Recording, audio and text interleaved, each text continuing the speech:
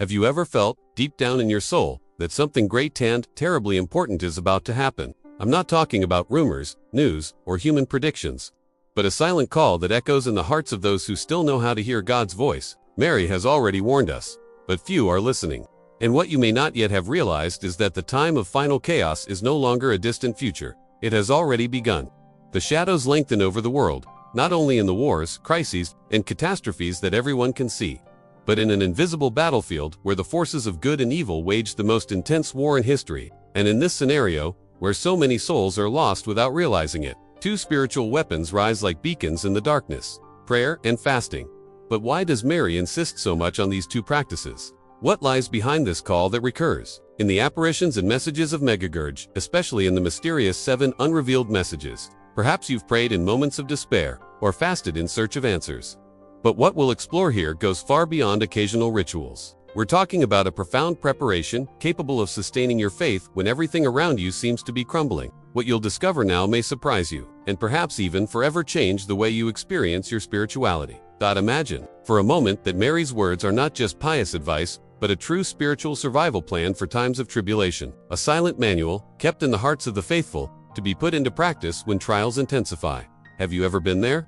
That moment when the world around you seems to be collapsing, and the only thing left is to close your eyes and connect with heaven, for that is precisely when prayer becomes more than words. It is a shield, a refuge, and a channel of grace. And fasting. Oh, fasting. So misunderstood by many, seen as an overly difficult sacrifice or an ancient practice that no longer fits into today's fast-paced world. But Mary, with the wisdom of a mother who knows every wound and weakness of her children, insists that it is indispensable not only to purify the body, but to discipline the soul, silence the noise of the world, and make room for God's voice to echo clearly. It's as if, by voluntarily renouncing something physical, we are breaking invisible chains that keep us trapped in the illusions of this life. In times of chaos, distractions, and false promises, prayer and fasting are not just spiritual virtues, are weapons, silent yet powerful weapons. Tools the enemy fears because they disrupt his plans before he can even act. And when Mary asks us to wield them, it's not out of tradition or blind devotion.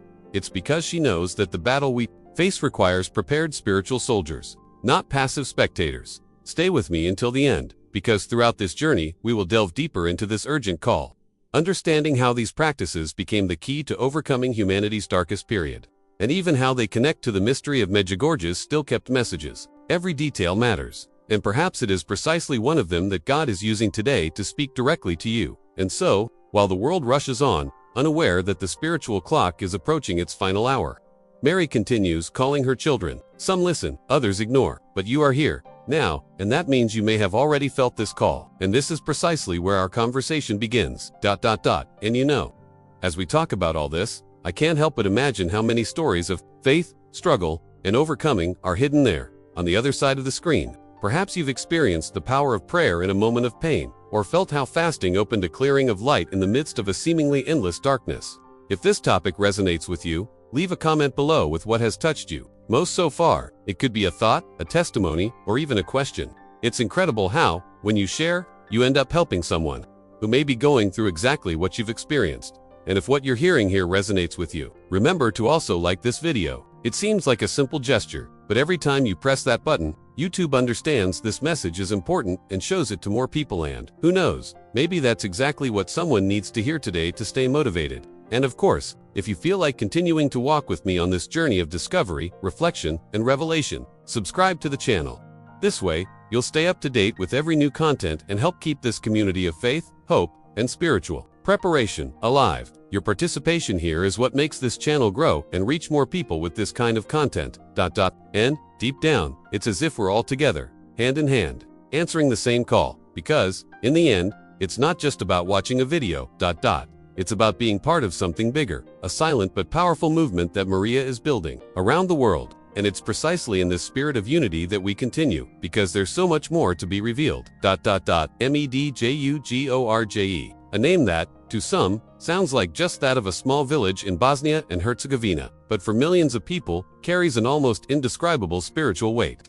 Imagine a simple place, with quiet streets and hills that seem to whisper ancient stories, where, in 1981, a group of young people claimed to have begun receiving visits from the Virgin Mary herself.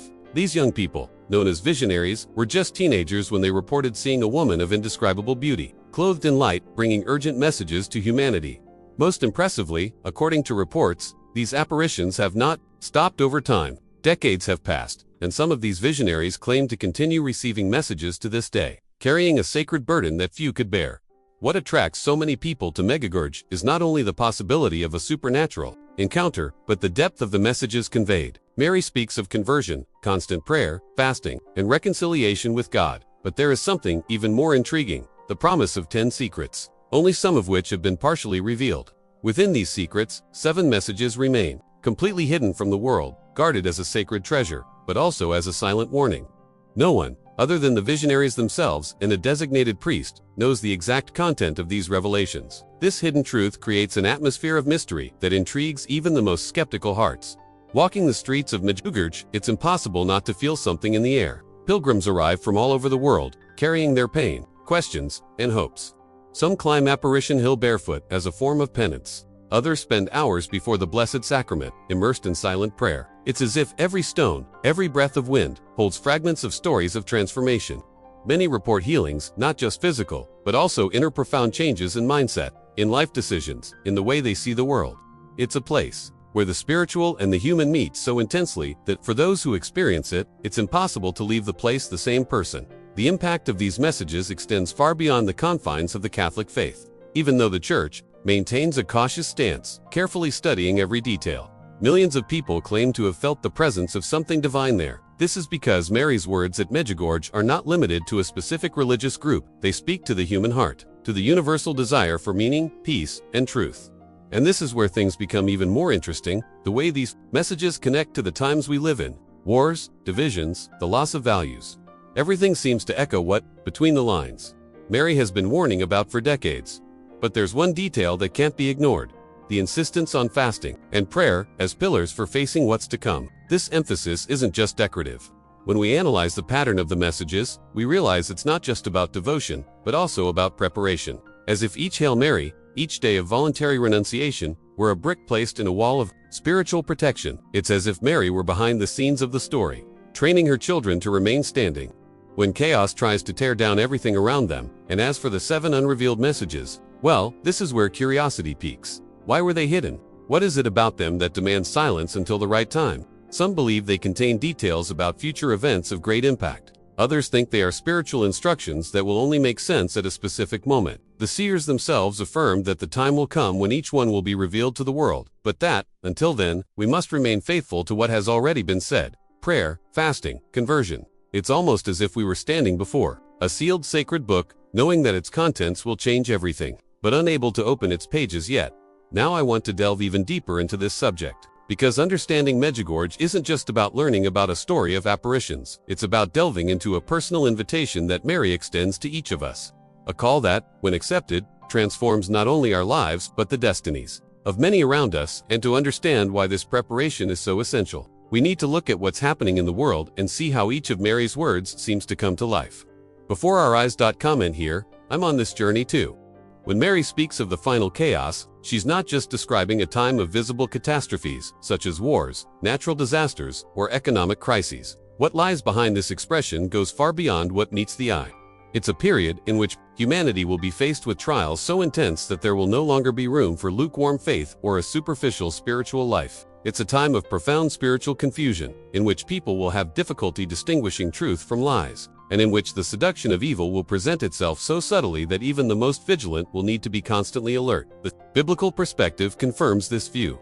Scripture speaks of a time when the love of many will grow cold, when false prophets will arise with seemingly inspiring messages that, in essence, lead souls away from the path of salvation. And this is where the Marian prophecy connects precisely. Mary doesn't paint a picture to frighten, but to warn. She makes it clear that the real battle in this period will not be fought with weapons or armies, but in the invisible realm of the Spirit, where every decision and every thought counts as a blow in this silent war.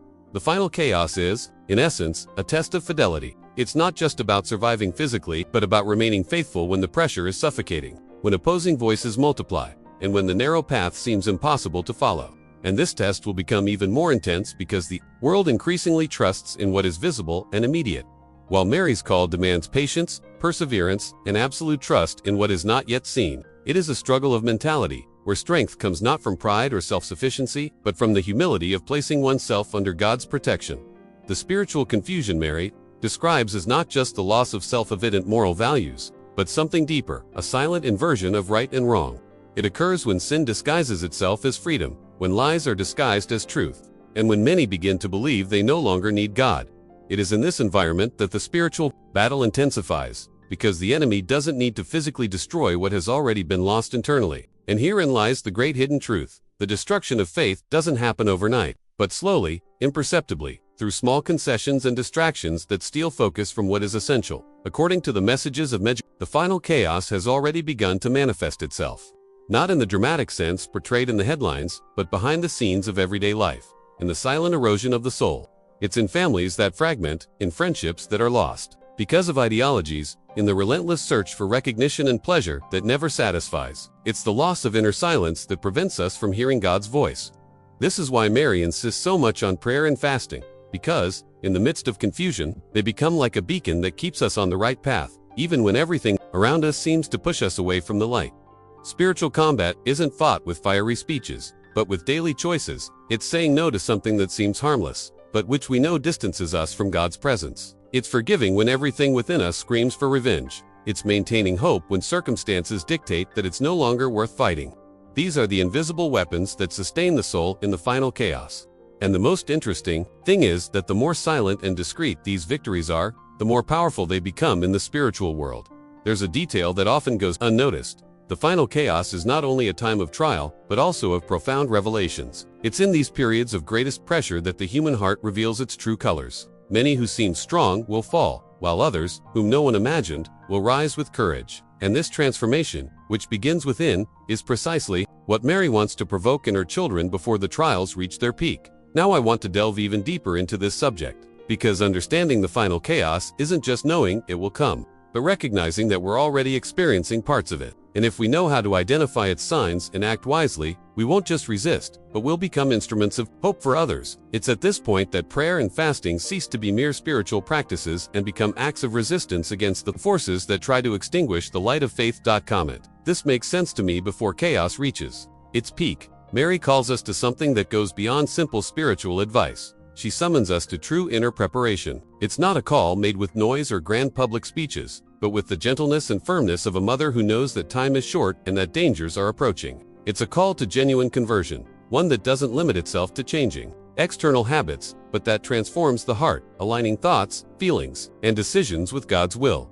This spiritual preparation is like the foundation of a house built to withstand storms. From the outside, you might not even notice it, but it is precisely this invisible foundation that prevents the structure from collapsing when the winds blow. Mary invites us to strengthen this foundation through purity of heart, something rare in a world that constantly distracts us and tries to convince us that appearances are more important than essence. Purity of heart here does not mean naivete or escaping reality, but a firm decision to keep our gaze fixed on what is true, refusing to be corrupted by that which destroys the soul. And within this silent construction, constant vigilance is indispensable. Vigilance not only against external threats, but against what, without realizing it, we allow into our minds and spirits. Small concessions, thoughts we accept without filtering, conversations that distance us from peace. All of this undermines the inner strength we are called to build. This is why, for Mary, prayer and fasting are not optional or recommended only in times of crisis. They are essential. The oxygen and nourishment of the soul. Prayer, in this context, ceases to be an isolated act and becomes a state of life. It's not just bending your knees a few times a day,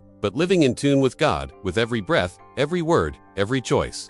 It's cultivating a constant dialogue with heaven, even in the midst of the simplest tasks. This practice shapes the mindset, sharpens discernment, and creates a spiritual sensitivity capable of perceiving signs and inspirations that would go unnoticed by those living in the constant noise of the world. Fasting, on the other hand, is the discipline that trains us to overcome ourselves. It reminds us that not everything we feel like doing or having is truly necessary, and that voluntarily giving up something can make room for a greater grace. Mary knows that, in the final chaos, it will not be the physically strongest or the most socially influential who will resist, but those who have learned to master their own impulses and place God's will above all else. Fasting strengthens the soul to say no to sin and yes to the sacrifice that saves. Spiritual preparation is therefore a daily journey of small victories.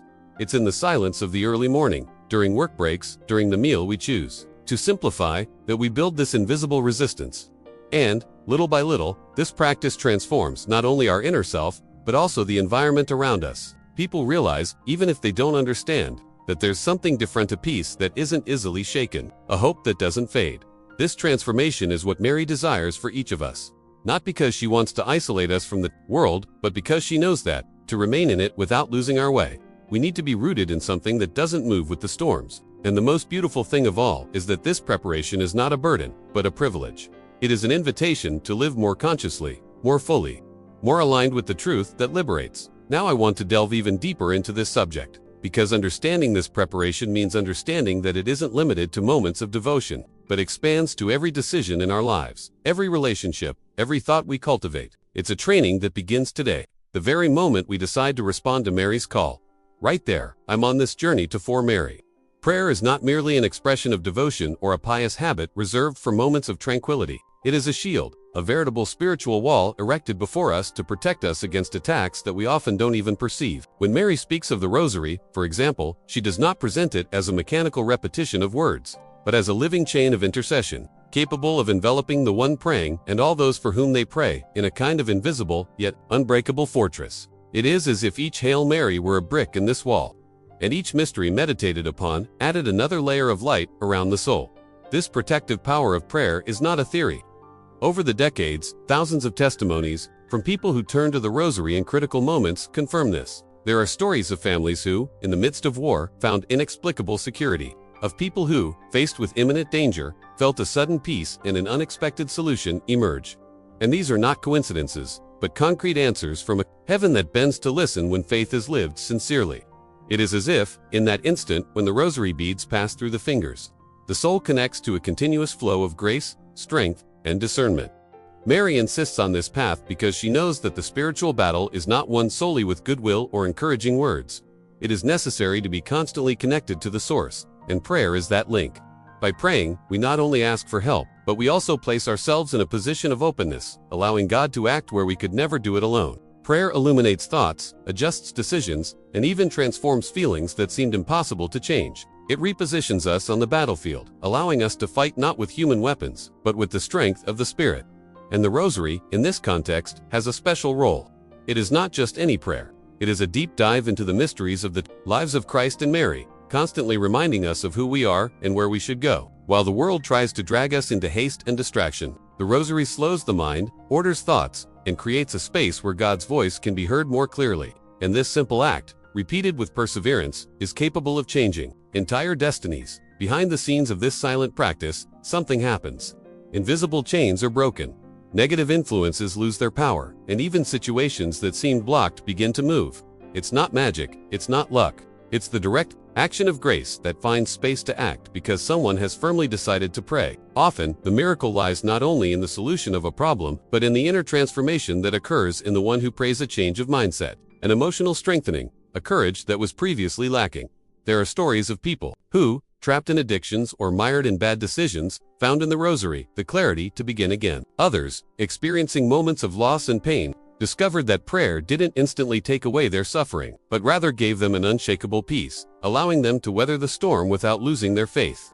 This is why Mary presents it as a shield, because it protects not only against what comes from without, but against the falls that begin within us. In the small temptations that accumulated can lead us astray. When one understands the true value of prayer, especially the rosary, one's perception changes. It ceases to be seen as something old or repetitive and becomes understood as a cutting-edge weapon in spiritual warfare. Always relevant, always effective. What many don't know is that this prayer, prayed faithfully, has the power to influence not only the life of the one praying it, but the entire world. Mary has said, in renowned messages, that the rosary can prevent wars, convert hardened hearts, and even change the course of events that would otherwise bring destruction. This is more than devotion, it is divine strategy.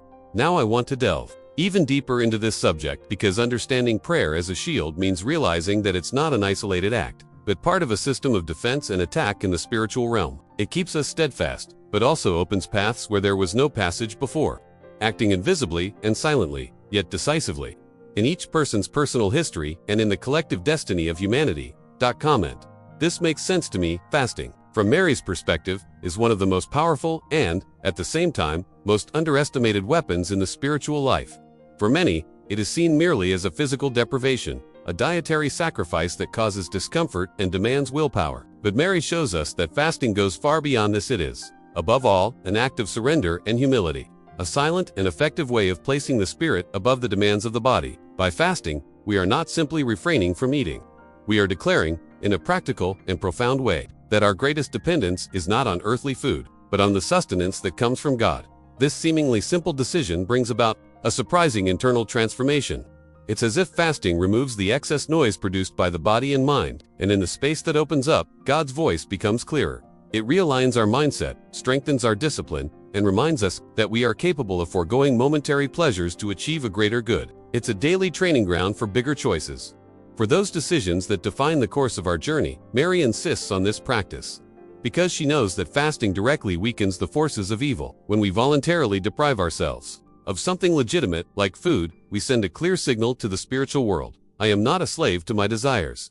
This dismantles one of the enemy's main strategies, which is to bind us to passions and impulses. Fasting breaks invisible chains, weakens persistent temptations, and creates an environment where grace can act more freely. And this action isn't just individual. Fasting, combined with prayer, has a collective impact. It's as if, behind the scenes of history, each act of renunciation opens a breach for God's light to penetrate places where there was previously darkness. There are testimonies of communities that, by uniting on days of fasting, experienced concrete changes in situations that seemed impossible, unexpected reconciliations, doors that opened, dangers that were avoided. All this because a group decided to give up something visible to touch the invisible. This practice also aligns us with Christ's suffering. By fasting, we not only remember what he endured, but we also participate, even if in a small way, in his sacrifice. It's a way of saying, with the body, what the soul proclaims in faith: my life is yours. This unity between the physical and spiritual has a profound impact on how we see the world and makes us more sensitive to the needs of others. We come to realize how much we live surrounded by excess and how often our attachment to comfort distances us from the simplicity of the gospel. Fasting also reveals hidden truths about ourselves. In moments when hunger strikes or the urge to give up arises, we see more clearly our weaknesses, our anxieties, and even the way we try to fill our inner emptiness with external things. And precisely then, God can act, healing wounds, strengthening the soul, and leading us to a state of freedom that is independent of circumstances. There's also a strategic aspect. Fasting is invisible to those who don't need to know. It doesn't display power, doesn't attract attention, doesn't seek recognition. This discretion makes it even more powerful because it operates in silence, leaving no room for vanity. It's like a special operation in the spiritual realm, quiet, yet extremely effective, and those who practice it consistently notice that, little by little, their lives begin to change, not because difficulties disappear, but because the strength to face them grows. Mary, as a mother, knows that her children will face moments when the pressure is so intense that human strength alone will not be enough. Therefore, she repeats the call: fast. Not just when the situation is pressing, but as part of a lifestyle, a rhythm that keeps the soul awake and ready to act. Because on the day when chaos truly hits, there will be no time to start training. The strength must already be there, built in the silence of ordinary days.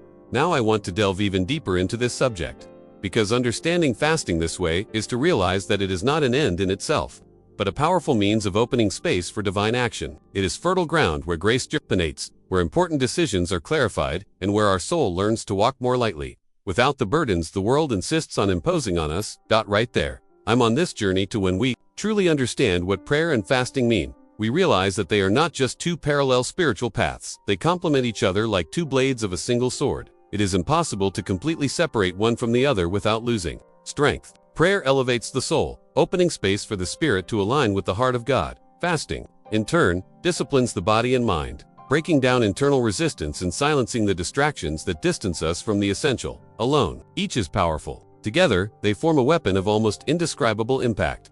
Think of prayer as the breath of life that keeps the blade sharp.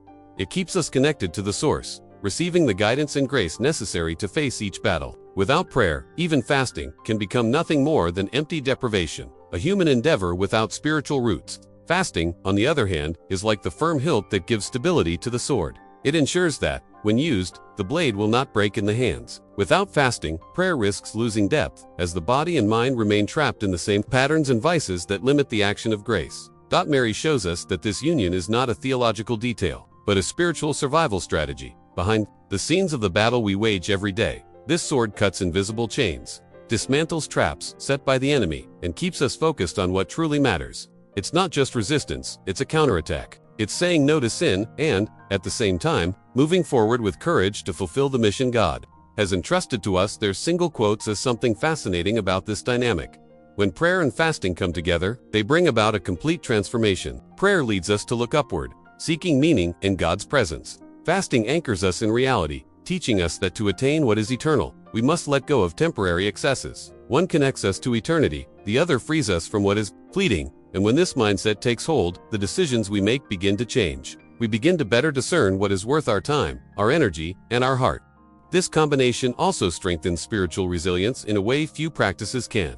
It's as if, while we're fueled by a source of inner light, we're also creating a barrier against what could bring us down. Anyone who has experienced periods of intense prayer combined with fasting knows how clarity increases, as if a veil were lifted from our eyes. Ideas, inspirations, and even answers to complex situations emerge more naturally. Not because we become more intelligent, but because we become more receptive to God's voice. And it's important to note, this sword isn't just used for individual battles. When groups unite in prayer and fasting, the impact is multiplied.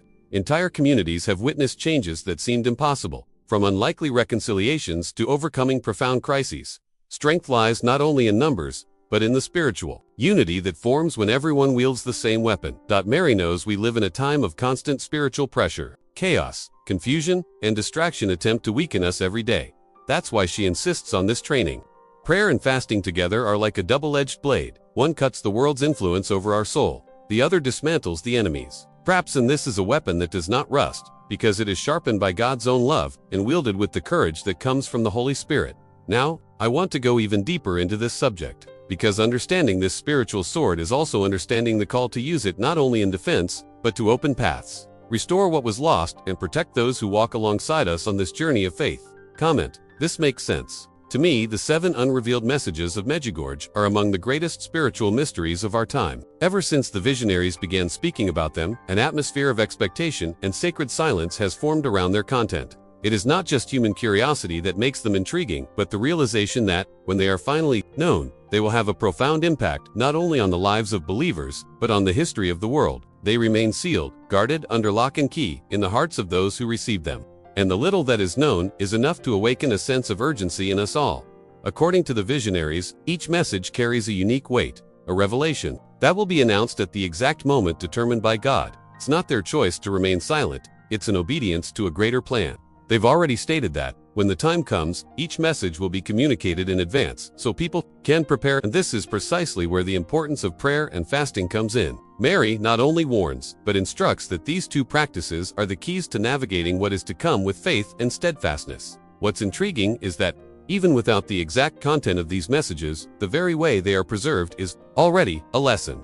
It's as if Mary is showing that not everything needs to be revealed now, and that true preparation doesn't depend on future details, but on how we live in the present. This mindset completely changes the way we approach life. Instead of passively waiting for a warning, we are called to act now, adjusting our choices, strengthening our faith, and cleansing our hearts. Some accounts from the visionaries indicate that some of these messages may be related to events that will decisively affect the world. Others say there will also be spiritual signs, moments that will require discernment and courage. What everyone agrees on is that without constant prayer and sincere fasting, it will be much more difficult to recognize God's action in the midst of trials. This leads us to a hidden truth that Mary repeats in her apparitions. The greatest preparation is not knowing what will happen, but being able to stand when it does. Imagine for a moment that you received a sealed letter with vital instructions for a specific day in your life. You don't know when that day will arrive, but you know it will. What would you do until then? Logic would tell us to always be ready. This is Mary's logic. The content of the 7 messages is this sealed letter, and prayer and fasting are the daily training that will keep us ready to open it and follow whatever is asked, without fear or hesitation. Behind this mystery lies something even deeper. The messages are not only a foreshadowing of what is to come, but also a test of trust. Mary knows that if everything were revealed in advance, many might fall into the trap of curiosity or despair, and few would focus on what truly matters: daily conversion. Therefore, her silence is as significant as the words we already know. It is a pedagogical silence, teaching us to wait with faith, to act with prudence, and to place our decisions on the axis of eternity, not just the present moment. And when she urges us to dedicate ourselves to fasting and prayer, she is not only offering pious practices, but also giving us practical tools of resistance. The world, with its fast pace and constant distractions, tends to distract us.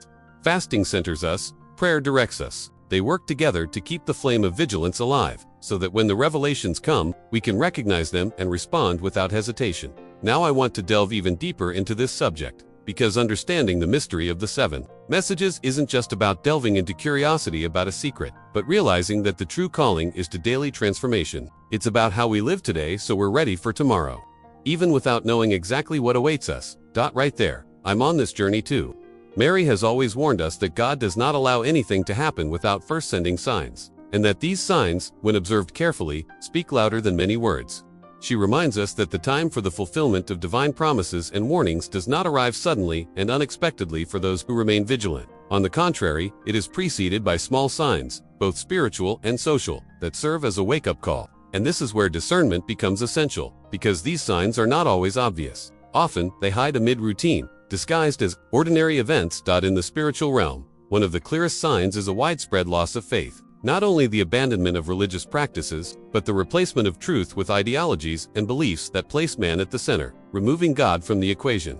This is what Maria calls a time of spiritual confusion, in which many will be attracted to messages that seem inspiring but hide a subtle poison. Another clear sign is the weakening of prayer within families. When homes cease to be places of spiritual refuge and become merely spaces for superficial coexistence, the foundation for withstanding trials begins to crumble. In her social signals, Maria points to an increasingly fragmented world. Conflicts that once seemed distant now explode in multiple places simultaneously. Violence and intolerance are on the rise, not only in declared wars, but in the way people relate to one another. It's as if emotional coldness has taken over hearts, and love, which should be the essence of human relationships, has been replaced by momentary interests and constant disputes. She also speaks to us of profound moral crises, where fundamental values are relativized or even ridiculed.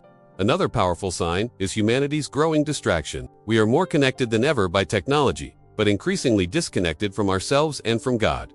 It's as if an avalanche of information keeps us too busy to notice what truly matters. And this is fertile ground for warning messages to go unheeded. Mary, with a mother's clarity, knows that the enemy doesn't need to directly destroy those who live in this constant distraction. It simply needs to keep them busy enough that they don't have time to seek the truth. There are also signs in nature itself, which she mentions in some apparitions. Sudden changes, intense weather events, and imbalances that reflect not only environmental issues but a deeper spiritual disorder. It's as if creation, which groans and suffers, is trying to awaken God's children to something greater. The most important thing is to understand that these signs are not sent to paralyze us with fear, but to awaken us to action. Mary never points to chaos without also showing the path of hope. She insists that prayer and fasting are like lenses that help us see beyond appearances, revealing what is happening behind the scenes of history. With this trained gaze, we can discern not only the external signs, but also those that arise within us: anxieties, inner calls, sudden inspirations that direct us to change something in our lives.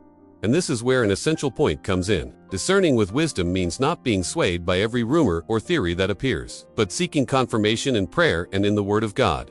Mary teaches us that true discernment arises from a heart at peace, not from one dominated by anxiety. And this peace is only possible when we live in constant harmony with God, attentive to His voice amidst the noise of the world. Now, I want to delve even deeper into this subject, because recognizing the signs of the times is just the first step. The real challenge is knowing how to respond to them concretely, with decisions that increasingly align us with God's plan and prepare us for what's to come. Comment: this makes sense to me. There are times when theory gives way to experience, and that's when we understand the depth of Mary's words. In Medjugorje, and in so many other corners of the world, there's no shortage of stories of protection and miracles directly linked to prayer and fasting. And these aren't just major events that gain prominence, but also silent gestures of God, so intimate that only those who have experienced them can fully understand their impact. One of the best-known cases in Medjugorje is that of a family living in an unstable region threatened by armed conflict. Fear was part of their routine, and each day seemed like a struggle for survival. They decided to heed Mary's request to pray the rosary daily and fast twice a week. Interestingly, even as chaos descended on the nearby villages, their home remained intact. There was no logical explanation. Everyone around noticed the difference. For them, it was no coincidence, but a direct response to their faithfulness in prayer and renunciation. Another testimony comes from a woman who had been struggling with addiction for over 20 years. She had tried treatments, therapies, and counseling, but nothing seemed to break the chain that bound her. Inspired by a homily on the messages of Medjugorje, she decided to begin a period of intense prayer and fasting. In the first few weeks, she faced resistance and enormous discomfort, but gradually she began to feel a new strength, as if something were being ripped away from her. After a few months, she realized that the addiction no longer had control over her body and mind. She describes the experience as a silent miracle, built day by day. There are also accounts of pilgrims who, in moments of real danger, saw divine intervention unfold in an almost tangible way. A group climbing Apparition Hill was surprised by a sudden storm with dangerous winds and lightning. The situation was critical, and many were in panic. One of the pilgrims began to pray the rosary aloud, and gradually everyone joined in. The storm, which seemed at its peak, began to dissipate with impressive speed, allowing everyone to reach safety. For them, there was no doubt that prayer had opened a path through the danger. But a miracle isn't always a major external change. Often, the greatest protection is inner transformation. A young man shared that, after a period of fasting and prayer inspired by Mary's messages, he was finally able to forgive someone who had destroyed his trust years before. This forgiveness, which he thought was impossible, brought a peace that nothing in the world could buy. He realized that the true miracle was being freed from a burden he had carried for a long time. These stories, whether grandiose or subtle, have something in common. They all stemmed from a conscious decision to live out what Mary asked for. It wasn't just about waiting for divine help, but about making room for that help to arrive. Prayer and fasting not only changed circumstances, but also shaped the mindset of those who practiced them, preparing their hearts to recognize and welcome God's action. Now I want to go even deeper into this subject, because, more than being enchanted by stories of miracles, we need to understand that they are not the privilege of a few, but signs that the same God who acted there can act in any life that is willing to walk in this same spirit of surrender. Comment: this makes sense to me. Mary doesn't speak only to the world, to multitudes, or to distant times. She is speaking to you now, in this instant. Her words cross borders, cultures, and centuries, but they reach here as if written solely for your heart. It's a call that isn't lost in the noise of the world, because it's not just addressed to the ear. It echoes within the soul, in a place you may have kept hidden even from yourself. And when Mary calls, it's not to overwhelm, but to awaken. What she asks is not that you be perfect, but that you be willing to get up and start walking. It's an invitation that demands sincerity more than skill, determination more than strength. She knows every fall, every discouragement, and every wound you've ever faced, and yet she chooses to call you by name. This is because, in heaven's logic, it's not the most prepared who responds, but the one who chooses to trust, even without understanding every detail of the journey. Perhaps, upon hearing this message, you feel like you have too much to resolve before accepting this call. Maybe you think you're not ready yet, or that your life is too complicated to enter this rhythm of prayer and surrender. But that's precisely the point. Mary doesn't call when everything is in place. She calls to put things in place. She doesn't wait for the storm to pass before coming to meet you. She appears in the midst of it, extends her hand, and says, "Come with me." Answering this call isn't just about changing habits. It's about changing your mindset. It's about seeing life no longer as a sequence of days to be survived, but as a journey with a clear purpose. It's about deciding that, even if the whole world is heading in the opposite direction, you will follow the voice you recognize as true. And this decision is silent,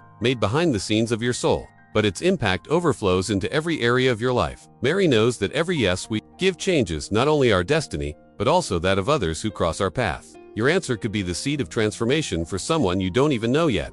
That's why she insists, because the call is not just for your personal salvation, but for you to become light where there is darkness, a presence of peace where there is confusion, a living testimony that God is still at work. And perhaps this is the time to ask yourself, what's stopping me from truly responding? Is it fear? Is it attachment? Is it the feeling that I'm not capable? Mary knows how to deal with each of these barriers, because she herself experienced challenges that required courage, sacrifice, and faith in something she couldn't yet see. By saying yes to the angel, she didn't have all the answers, but she was certain she was saying yes to God's will, and that certainty was enough. Now I want to go even deeper into this subject, because responding to Mary's call is more than accepting a spiritual invitation. It is entering into a story that is already underway, where each step you take connects to a plan much greater than you can imagine, a plan that unites past, present, and future in a single eternal purpose. Right there, I'm on this journey too, in the final chaos. It will not be the strongest who survive, but the most faithful. This is a truth that echoes as both a warning and a comfort. When everything around us seems unstable, when structures that seemed unshakable begin to crumble, it will not be physical strength or social standing that will keep someone standing. It will be the steadfastness of those who have anchored themselves in God, of those who have built their lives on foundations the world cannot destroy. And Mary has already shown us what these foundations are: prayer and fasting, not as occasional practices, but as constant refuges, places of encounter with the sacred, and fortresses against any storm. Prayer and fasting are, at once, shelter and strategy. They not only protect us from the impact of external events, but shape our mindset so we can see beyond our circumstances. It is through prayer that we receive light to understand what humanly seems meaningless. It is through fasting that we train our hearts and wills to remain faithful even when the path becomes narrow. These two spiritual weapons are not optional for those who wish to make it through days of trial intact. They are, in fact, the only sure path to avoid getting lost in the midst of confusion. And here's a point Mary repeats tirelessly: don't wait for chaos to descend before you begin preparing. The time to strengthen your defenses is now. While there's still time, each day you dedicate to cultivating prayer and practicing fasting is another brick in the protective wall around your soul. It may seem small at first, but when difficulties arise, you'll realize the difference it makes. This silent preparation, almost invisible to the world, is what ensures that your heart doesn't despair when everything around you collapses. And that's precisely why Mary's call is urgent, but not desperate. Urgent because time cannot be wasted, but full of hope because there is still opportunity to change, to begin again, to align life with what truly matters. The implicit promise in each of her messages is that no one who truly surrenders themselves to God will be left unprotected. And this promise is as sure as the sunrise after the darkest night. The choice is personal. No one can pray or fast for you. No one can build your faithfulness for you. But we can all decide, today, to take the first step or start over if we've already stopped somewhere. This is the beauty of God's mercy. There's always room to return, always time to say yes again. Now I want to delve even deeper into this subject, because understanding the power of prayer and fasting in the final chaos isn't just about spiritual protection. It's about entering a dimension of intimacy with God that transforms the way we live each day. Even before the greatest trials arrive, it's about learning to remain steadfast in our hearts, even when the whole world trembles. Comment below, this makes sense to me, and tell me, do you already practice prayer and fasting? How has it changed your life so far? If you've made it this far, it's because something in this message resonated with you. So, before continuing, subscribe to the channel to continue receiving content that strengthens your faith and helps you on this journey of preparation. Also, leave a comment saying I'm with you until the end, so I know you were there until the very end and that we're walking together. And, if this moment resonated with you, leave a like. It's a simple way to show that the connection we built today is worth continuing. There's a video here that complements this topic and delves even deeper into what we discussed. Click and stay with me there, because our conversation doesn't end here.